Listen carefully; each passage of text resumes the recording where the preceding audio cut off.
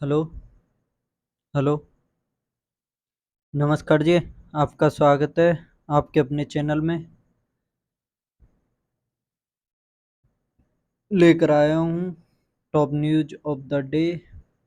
शुरुआत करता हूँ स्टेट न्यूज़ से कि पहली न्यूज़ है आपके सामने कि महाराष्ट्र सरकार ने नमो शेतकरी महासम्मान योजना शुरू की है। इसके बारे में देखते हैं कि महाराष्ट्र सरकार ने हाल ही में राज्य में किसानों को सहायता प्रदान करने के उद्देश्य से एक नई वित्तीय योजना शुरू की है। मुख्यमंत्री एकनाथ शिंदे की अध्यक्षता में कैबिनेट की बैठक में नमो शेतकरी महासम्मान योजना के नाम से जानी जाने वाली इस योजना को मंजूरी दी गई है। अगली न्यूज है आपके सामने नियुक्ति समाचार से संबंधित कि अजय यादव ने एसईसीआई के एमडी के रूप में कार्यभार संभाला है। अजय यादव ने एसईसीआई के एमडी के रूप में कार्यभार संभाला है।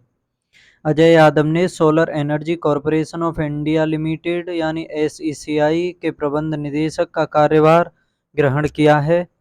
एसईसीआई अक्षय ऊर्जा परियोजनाओं की नीलामी के लिए केंद्र सरकार की एक नोडल एजेंसी है। एसईसीआई एक मिनीरत्न श्रेणी फर्स्ट केंद्रीय सार्वजनिक क्षेत्र उद्यम यानी सीपीएसई 2011 में स्थापित भारत सरकार के नवीन और नवीकरणीय ऊर्जा मंत्रालय के तहत अक्षय ऊर्जा योजनाओं और परियोजनाओं के लिए प्राथमिक कार्यान्वयन एजेंसी के रूप में कार्य करता है। अगली न्यूज है भारत सरकार ने अश्विनी कुमार को यूको बैंक का एमडी नियुक्त किया है।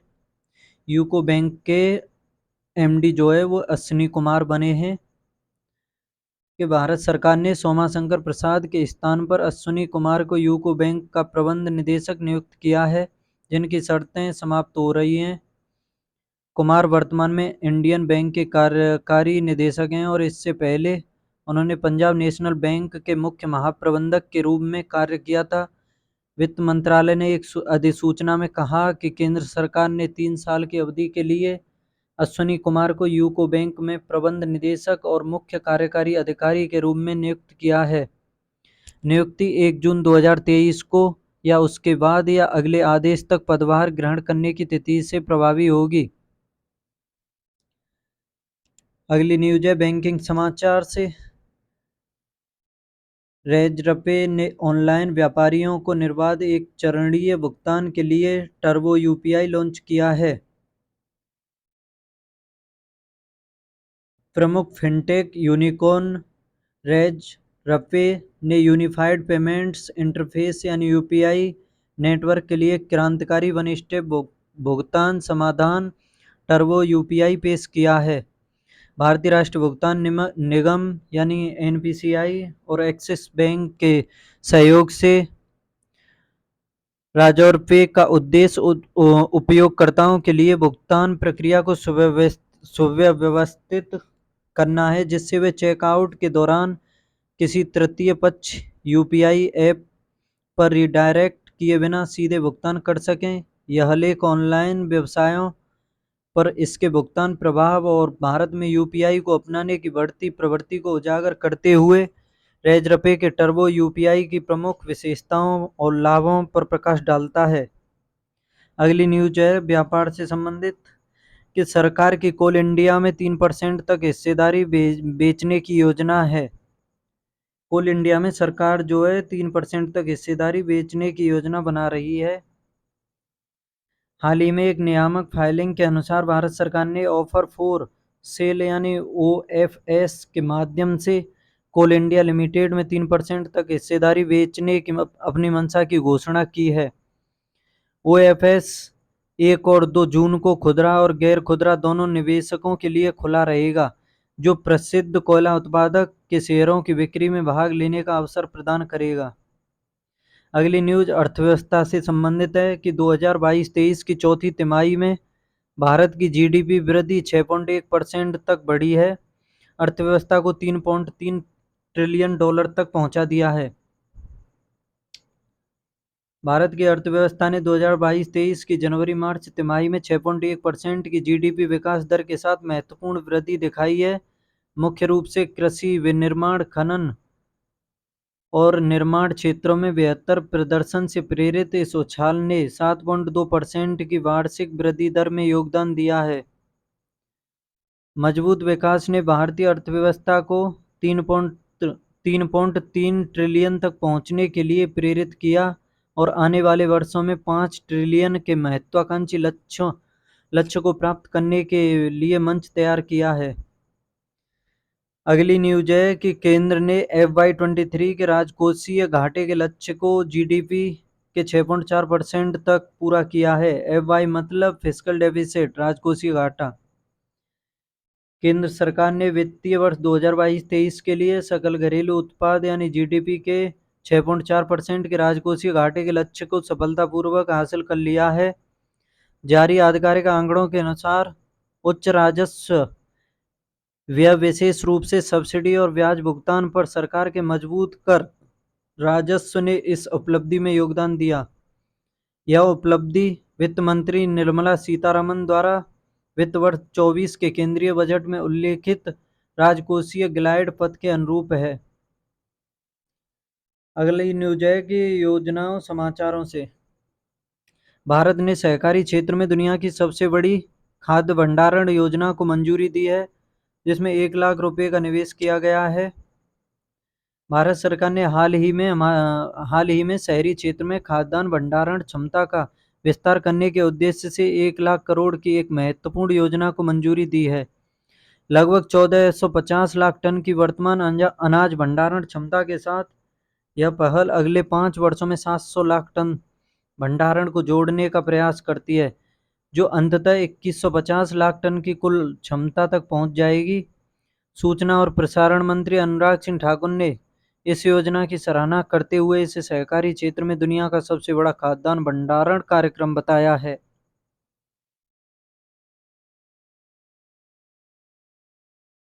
अगली न्यूज है कि आयुष्मान भारत प्रधानमंत्री जन आरोग्य योजना से संबंधित भारत में हेल्थ केयर एक्सेस में क्रांतिकारी बदलाव आया है।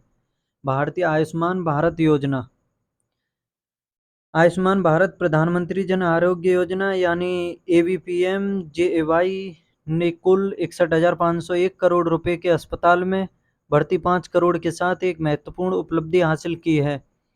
स्वास्थ्य और परिवार कल्याण मंत्रालय ने कहा कि अब तक 23 करोड़ से अधिक लाभार्थियों का सत्यापन किया गया है और आयुष्मान कार्ड जारी किए गए हैं,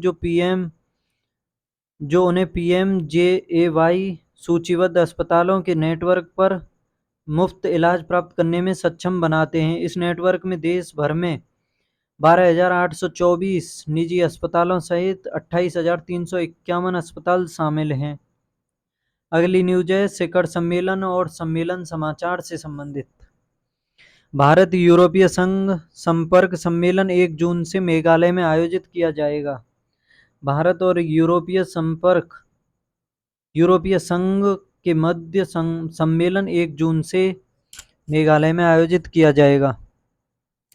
भारत यूरोपीय संघ कनेक्टिविटी सम्मेलन विदेश मंत्रालय MEA भारत में यूरोपीय संघ के प्रतिनिधिमंडल और एशियाई संगम द्वारा संयुक्त रूप से आयोजित 1 जून से 2 जून तक मेघालय में होने वाला है। सम्मेलन का उद्देश्य अवसरों का पता लगाना है। भारत के उत्तर पूर्वी राज्यों और नेपाल, भूटान और बांग्लादेश सहित इसके पड़ोसी देशों में कनेक्टिविटी निवेश को बढ़ाना। यह आयोजन मई 2021 में भारत यूरोपीय संघ के नेताओं की बैठक के दौरान शुरू की गई भारतीय यूरोपीय संघ कनेक्टिविटी साझेदारी का एक महत्वपूर्ण परिणाम है। अगली न्यूज है कि ब्रिक्स देश मंत्रियों की बैठक केप टाउन में शुरू, एजेंडे में स्थानीय मुद्रा व्यापार की संभावना। ब्रिक्स विदेश मंत्रियों की बैठक केप टाउन में शुरू, एजेंडे में स्थानीय मुद्रा व्यापार की संभावना। ब्राजील, रूस, भारत, चीन और दक्षिण अफ्रीका यानी ब्रिक्स के विदेश मंत्रियों स्थानीय मुद्रा व्यापार और रूस और यूक्रेन के बीच चल रहे संघर्ष के लिए शांति योजना सहित विभिन्न मुद्दों पर चर्चा करने के लिए 2 दिवसीय बैठक के लिए केप टाउन में एकत्रित हुए हैं। दक्षिण अफ्रीका द्वारा आयोजित इस बैठक से अगस्त में होने वाले 15वें ब्रिक्स सम्मेलन का मार्ग प्रशस्त होगा, जिसमें प्रधानमंत्री नरेंद्र मोदी, रूसी राष्ट्रपति व्लादिमीर पुतिन, चीनी राष्ट्रपति शी जिनपिंग सहित सदस्य देशों के नेताओं को एक साथ लाया जाएगा। अगली महत्वपूर्ण न्यूज है दिवसों से संबंधित। वैश्विक माता पिता दिवस 2023, तिथि, महत्व और इतिहास, इसके बारे में जानते हैं।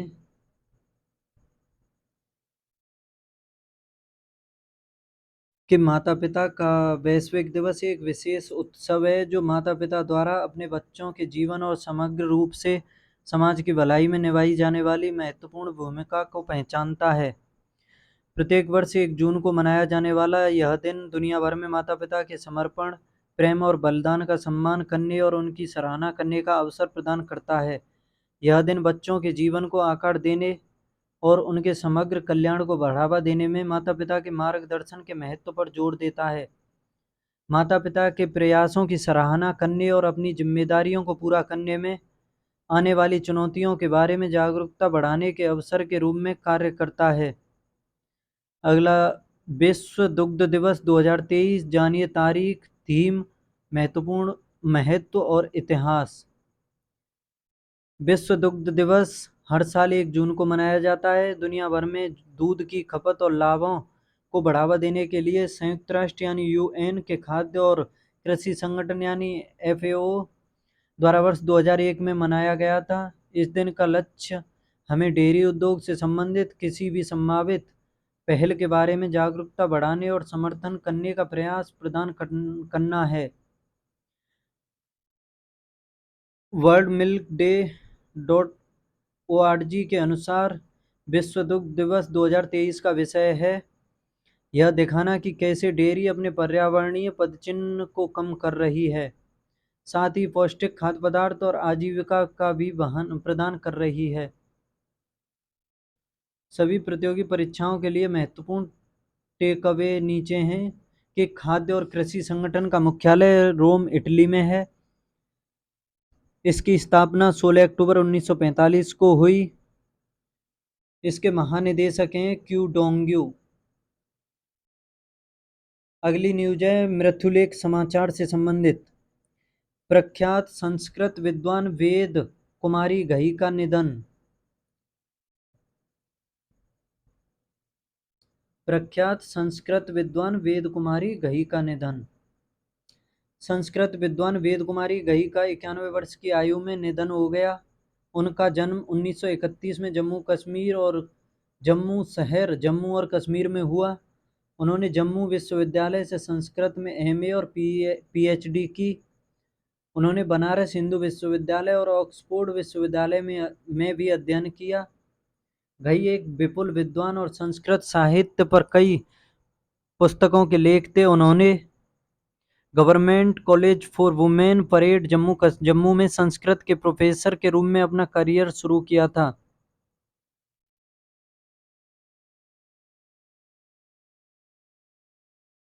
हाँ, तो आज की क्लास को यहीं तक रखते हैं। ये थे आज के कुछ करंट अफेयर्स, कुछ टॉप न्यूज आपके काम के होंगे।